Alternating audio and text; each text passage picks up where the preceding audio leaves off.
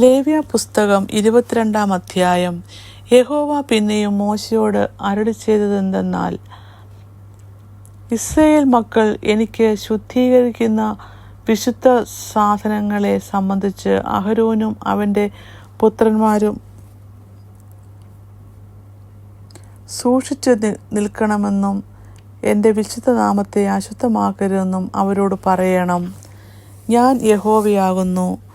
നീ അവരോട് പറയേണ്ടത് എന്തെന്നാൽ, നിങ്ങളുടെ തലമുറകളിൽ നിങ്ങളുടെ സകല സന്തതിയിലും ആരെങ്കിലും അശുദ്ധനായിരിക്കുമ്പോൾ ഇസ്രായേൽ മക്കൾ യഹോവയ്ക്ക് ശുദ്ധീകരിക്കുന്ന വിശുദ്ധ സാധനങ്ങളോട് അടുത്താൽ അവനെ എൻ്റെ മുമ്പിൽ നിന്ന് ഛേദിച്ചു കളയണം.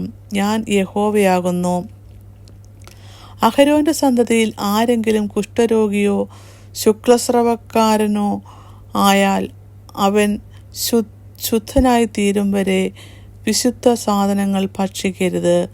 ശവത്താൽ അശുദ്ധമായ യാതൊന്നെങ്കിലും തൊടുന്നവനും ബീജസ്ഖലനം ഉണ്ടായവനും അശുദ്ധി വരുത്തുന്ന യാതൊരു ഇഴജാതിയെ എങ്കിലും വല്ല അശുദ്ധിയുമുണ്ടായിട്ട് അശുദ്ധി വരുത്തുന്ന മനുഷ്യനെയെങ്കിലും തൊടുന്നവനും ഇങ്ങനെ തൊട്ടു തീണ്ടിയവൻ സന്ധ്യ വരെ അശുദ്ധനായിരിക്കണം.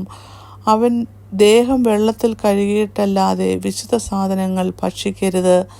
സൂര്യൻ അസ്തമിച്ച ശേഷം അവൻ ശുദ്ധനാകും. പിന്നെ അവന് വിശുദ്ധ സാധനങ്ങൾ ഭക്ഷിക്കാം. അത് അവൻ്റെ ആഹാരമല്ലോ. താനെ ചത്തതിനെയും പറിച്ചു കീറിപ്പോയതിനെയും തിന്നിട്ട് തന്നെത്താൻ അശുദ്ധമാക്കരുത്. ഞാൻ യഹോവയാകുന്നു. ആകയാൽ അവർ എൻ്റെ പ്രമാണങ്ങളെ നിസ്സാരമാക്കി തങ്ങളുടെ മേൽ പാപം വരുത്തുകയും അതിനാൽ മരിക്കുകയും ചെയ്യാതിരിപ്പാൻ അവ പ്രമാണിക്കണം. ഞാൻ അവരെ ശുദ്ധീകരിക്കുന്ന യഹോവയാകുന്നു. യാതൊരു അന്യനും വിശുദ്ധ സാധനം ഭക്ഷിക്കരുത്. പുരോഹിതൻ്റെ അടുക്കൽ വന്ന് പാർക്കുന്നവനും കൂലിക്കാരനും വിശുദ്ധ സാധനം ഭക്ഷിക്കരുത്. എന്നാൽ പുരോഹിതൻ ഒരുത്തനെ വിലയ്ക്ക് വാങ്ങിയാൽ അവനും വീട്ടിൽ പിറന്നുണ്ടായവനും ഭക്ഷിക്കാം. ഇവർക്ക് അവൻ്റെ ആഹാരം ഭക്ഷിക്കാം. പുരോഹിതൻ്റെ മകൾ അന്യകുടുംബക്കാരന് ഭാര്യയായാൽ അവൾ വിശുദ്ധ സാധനങ്ങളായ വഴിപാട് ഒന്നും ഭക്ഷിക്കരുത്. പുരോഹിതൻ്റെ മകൾ വിധവയോ ഉപേക്ഷിക്കപ്പെട്ടവളോ ആയി സന്തതിയില്ലാതെ അപ്പൻ്റെ വീട്ടിലേക്ക് തൻ്റെ ബാല്യത്തിലെന്ന പോലെ മടങ്ങി വന്നാൽ അവൾക്ക് അപ്പൻ്റെ ആഹാരം ഭക്ഷിക്കാം. എന്നാൽ യാതൊരു അന്യനും അത് ഭക്ഷിക്കരുത്. ഒരുത്തൻ അബദ്ധവശാൽ വിശുദ്ധ സാധനം ഭക്ഷിച്ചു പോയാൽ അവൻ വിശുദ്ധ സാധനം 1/5 കൂട്ടി പുരോഹിതന് കൊടുക്കണം. ഇസ്രായേൽ മക്കൾ യഹോവയ്ക്ക് അർപ്പിക്കുന്ന വിശുദ്ധ സാധനങ്ങൾ അശുദ്ധമാക്കരുത്. അവരുടെ വിശുദ്ധ സാധനങ്ങൾ ഭക്ഷിക്കുന്നതിൽ അവരുടെ മേൽ അകൃത്യത്തിൻ്റെ കുറ്റം വരുത്തരുത്. ഞാൻ അവരെ ശുദ്ധീകരിക്കുന്ന യഹോവയാകുന്നു. യഹോവ പിന്നെയും മോശയോട് അരുളിച്ചെയ്തത്, നീ അഹരോനോടും പുത്രന്മാരോടും എല്ലാ ഇസ്രായേൽ മക്കളോടും പറയേണ്ടത് എന്തെന്നാൽ, ഇസ്രായേൽ ഗൃഹത്തിലോ ഇസ്രായേലിലുള്ള പരദേശികളിലോ ആരെങ്കിലും യഹോവയ്ക്ക് ഹോമയാഗമായിട്ട് അർപ്പിക്കുന്ന വല്ല നേർച്ചകളാകട്ടെ സ്വമേധാദാനങ്ങളാകട്ടെ ഇവ ഏതെങ്കിലും ഒരു വഴിപാട് കഴിക്കുന്നുവെങ്കിൽ നിങ്ങൾക്ക് പ്രസാദം ലഭിക്കാത്തവണ്ണം അത് മാടുകളിൽ നിന്നോ ചെമ്മരിയാടുകളിൽ നിന്നോ കോലാടുകളിൽ നിന്നോ ഊനമില്ലാത്ത ഒരാണായിരിക്കണം. ഊനമുള്ള യാതൊന്നിനെയും നിങ്ങൾ അർപ്പിക്കരുത്. അതിനാൽ നിങ്ങൾക്ക് പ്രസാദം ലഭിക്കുകയില്ല.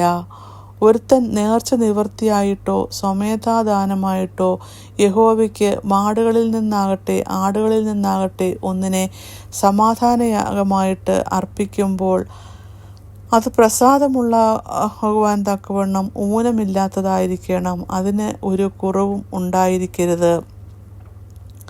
കുരുട്, ചതവ്, മുറിവ്, മുഴ, ചൊറി, പുഴുക്കടി എന്നിവയുടെ യാതൊന്നിനെയും യഹോവയ്ക്ക് അർപ്പിക്കരുത്.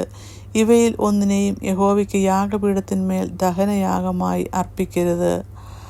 അവയവങ്ങളിൽ ഏതെങ്കിലും നീളം കൂടിയതോ കുറഞ്ഞതോ ഇരിക്കുന്ന കാളയോ കുഞ്ഞാടിനെയോ സ്വമേധാദാനമായിട്ട് അർപ്പിക്കാം. എന്നാൽ നേർച്ചയായിട്ട് അത് പ്രസാദമാകില്ല. പരിചതച്ചതോ എടുത്തു കളഞ്ഞതോ ഉടച്ചതോ മുറിച്ചതോ ആയുള്ളതിനെ നിങ്ങൾ യഹോവയ്ക്ക് അർപ്പിക്കരുത്. ഇങ്ങനെ നിങ്ങളുടെ ദേശത്ത് ചെയ്യരുത്. അന്യൻ്റെ കയ്യിൽ നിന്നും ഇങ്ങനെയുള്ള ഒന്നിനെയും വാങ്ങി നിങ്ങളുടെ ദൈവത്തിൻ്റെ ഭോജനയാഗമായിട്ട് അർപ്പിക്കരുത്. അവയ്ക്ക് കേടും കുറവും ഉള്ളതുകൊണ്ട് അവയാൽ നിങ്ങൾക്ക് പ്രസാദം ലഭിക്കുകയില്ല. യഹോവ പിന്നെയും മോശയോട് അരുളിച്ചത് എന്തെന്നാൽ, ഒരു കാളയോ ചെമ്മരിയാടോ കോലാടോ പിറന്നാൽ 7 ദിവസം തള്ളയുടെ അടുക്കലിരിക്കണം. 8-ാം ദിവസം മുതൽ അത് യഹോവയ്ക്ക് പ്രസാദമാകും. പശുവിനെയോ പെണ്ണാടിനെയോ അതിനെയും കുട്ടികളെയും ഒരു ദിവസത്തെ അറുക്കരുത്. യഹോവയ്ക്ക് സ്തോത്രയാഗം അർപ്പിക്കുമ്പോൾ അത് പ്രസാദകരമാകത്തക്കവണ്ണം അർപ്പിക്കണം. അന്ന് തന്നെ അതിനെ തിന്നേണം. രാവിലെ വരെ അതിൽ ഒട്ടും ശേഷിപ്പിക്കരുത്. ഞാൻ യഹോവയാകുന്നു. ആകയാൽ നിങ്ങൾ എൻ്റെ കൽപ്പനകൾ പ്രമാണിച്ച് ആചരിക്കണം. ഞാൻ യഹോവയാകുന്നു. എൻ്റെ വിശുദ്ധ നാമത്തെ നിങ്ങൾ അശുദ്ധമാക്കരുത്. ഇസ്രായേൽ മക്കളുടെ ഇടയിൽ ഞാൻ ശുദ്ധീകരിക്കപ്പെടണം. ഞാൻ നിങ്ങളെ ശുദ്ധീകരിക്കുന്ന യഹോവയാകുന്നു. നിങ്ങൾക്ക് ദൈവമായിരിക്കേണ്ടതിന് മിസ്രയീം ദേശത്തു നിന്ന് നിങ്ങളെ കൊണ്ടുവന്ന ഞാൻ യഹോവയാകുന്നു. ഇങ്ങനെ 22-ാം അധ്യായം അവസാനിക്കുന്നു.